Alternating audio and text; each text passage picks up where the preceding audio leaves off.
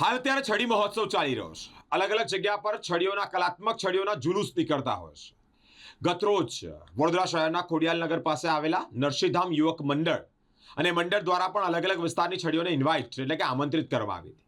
કલાત્મક છડીઓના જુલુસ એક આકર્ષણનું કેન્દ્ર ઊભું કર્યું હતું. આ છડી મહોત્સવ છે ઘોઘાજી મહારાજના માનમાં વાલ્મીકી સમાજ વર્ષોથી ઉજવે છે. એક ઇતિહાસ છે.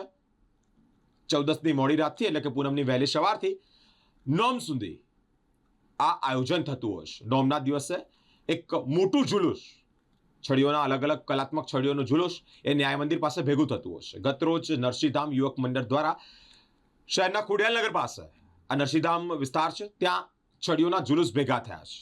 આ ગોગા ભક્તો લીલાઓએ છડી ઝુલાવી છે. ગોગાજીના માનમાં ભક્તિ પણ અર્પણ કરીશ. આ જે માહોલ છે આખો તે ભક્તિમય માહોલ જોવા મળ્યો છે. વિશેષમાં મિસ્ટર ઇન્ડિયા અને મિસ્ટર ગુજરાત થયેલા તુષાર સોલંકી પણ ઉપસ્થિત રહ્યા છે.